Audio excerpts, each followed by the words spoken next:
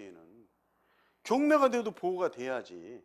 주택임대차 보호법의 목적이 국민의 주거 생활의 안정, 상가 건물의 임대차의 목적은 국민 경제 생활의 안정, 이걸 해줘야 되는 건데 이게 주거 생활의 안정이 안 된다. 그래서 경매 때도 보호되는 방법을 찾자.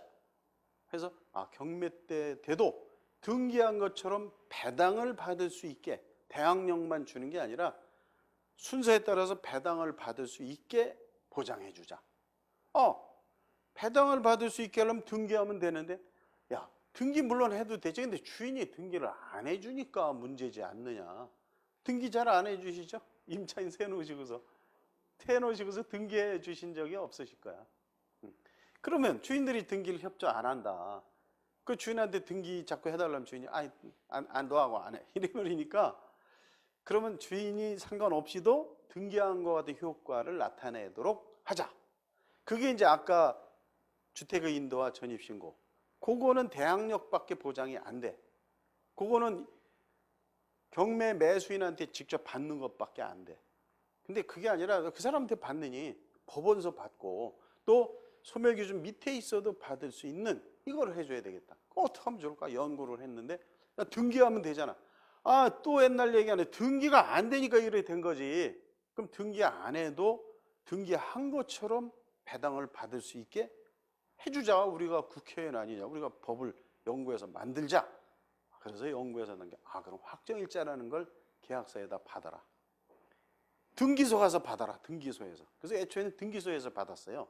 그게 이제 확대돼서 동사무소로 온 거지. 원래는 등기소 업무입니다. 그래서 동사무소에서 뭐라면 이는 우리 고유 업무가 아니고 위탁 업무입니다. 이렇게 말하지. 그래서 이제 등기소 가서 확정일자를 받으면 등기한 것과 같은 효과를 나타나게 해준다. 이렇게 해서 확정일자가 나온 겁니다. 그래서 지금 대법원 인터넷 등기소에 들어가면 확정일자 열람을 할 수 있도록 돼 있습니다. 그거는 이제 최근에 된 거지만 그런 것까지 이제 왔어요. 이 확정일자 이게 나온 거는 언제 처음 나왔냐면은 1989년 12월 30일 날 나온 거예요. 이때 나온 겁니다. 자, 그래서 이건 어떻게 해야 되느냐? 대항요건, 아까 말한 대항요건 줄여서 이렇게 말한다 그랬죠?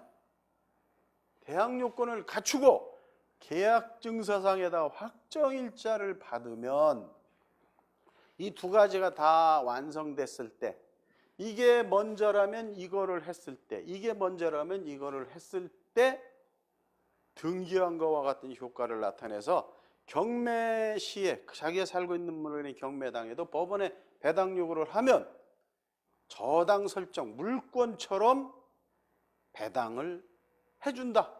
그럼 너 그 법원서 받으면 보호가 되지 않느냐 해서 나온 게 제3조의 이 제2항 확정일자 제도입니다. 요런 임차인은 우리가 뭐라고 부른다고요? 확정일자부 임차인. 자, 이제 이렇게 됩니다. 자, 기본 제가 3가지라고 했죠. 근데 24가지라고 한 이유가 바로 이런 겁니다. 자, 대항력만 갖췄다. 그럼 대항력 있는 임차인. 한 가지죠. 자, 확정일자를 받아라 이랬는데 확정일자를 대항력 갖춘 사람, 소멸기준보다 위에 있는 사람이 받을 수도 있죠. 소멸기준보다 밑에 있는 사람이 받을 수 있죠. 그죠? 그 다음에 또 소멸기준보다 밑에 있는데 보증금이 소액일 수도 있어. 소액인 사람이 받으면 경우의 수가 막 나오는 거야. 이래서 24가지가 나온다는 겁니다. 그러니까 확정일자는 대항력 있는 임차인이 받을 수도 있고 대항력 없는 임차인이 받을 수도 있고 소액 임차인도 받을 수도 있고, 그러면 어떤 대항력 있는 임차인이 받든 소액 임차인이 받든 대항력 없는 임차인이 받든 확정일자를 받으면 넌 확정일자 취급을 받는다.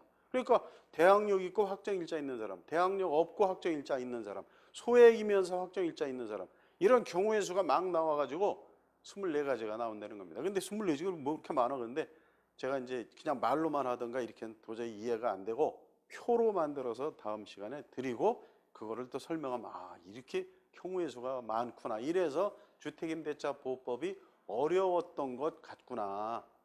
이걸 이해하시게 됩니다. 자, 이제 그 다음에 아까 봤던 게 순서대로 내려가면 임차권 등기 명령이 있었죠. 소액 임차인을 봐야 되는데 이게 안 넘어가가지고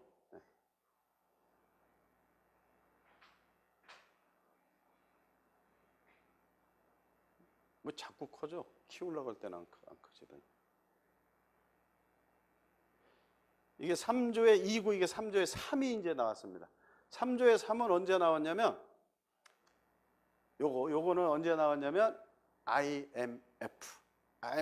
터지고 나서 나온 건데 요거는 여기 이제 임대인이신데 주택임대차 보호법, 상가 건물 임대차 보호법은 임대인 입장에서 보면 무슨 이런 법이 다 있어.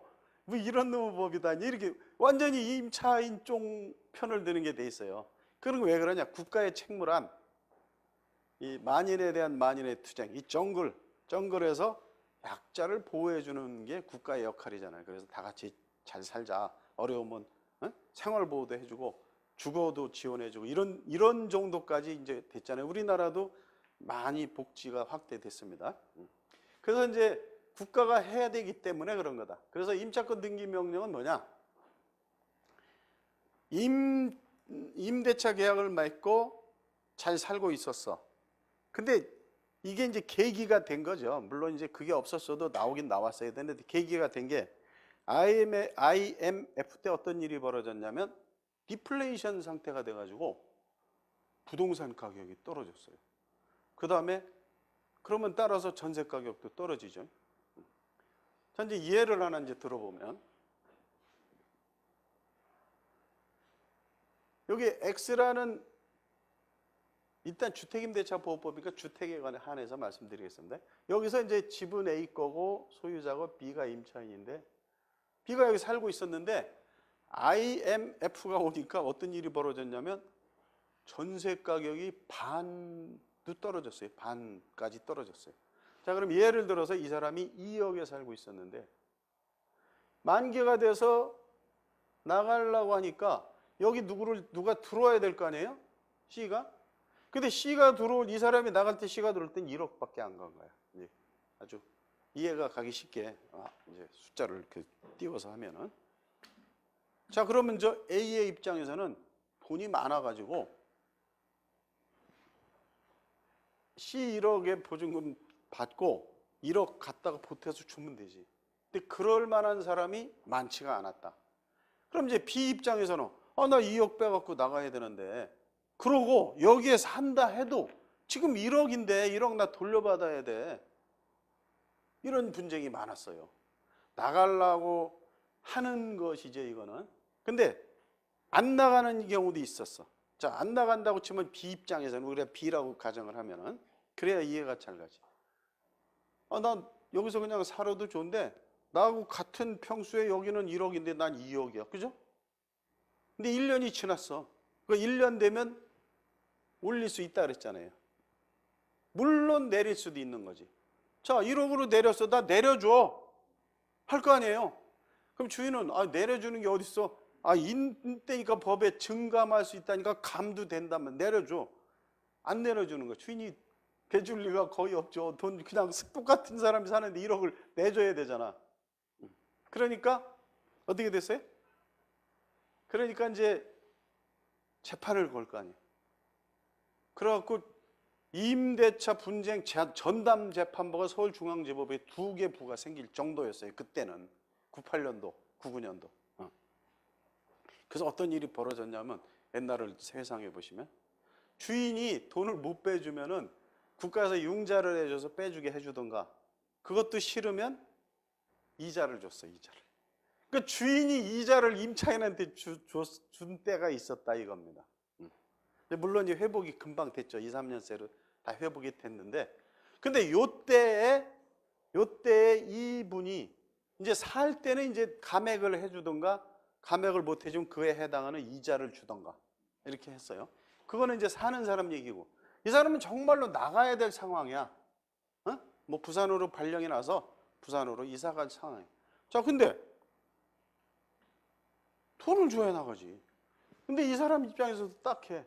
새로 사람을 받아봤자 1억밖에 안 돌아. 나 1억 보태줬는데 1억이 없어. 그러면 B는 이사는 가야 되겠고. 근데 지금 이제 금방 배운 대항 요건. B가 돈을 마련해서 자기가 돈을 마련해서 나가도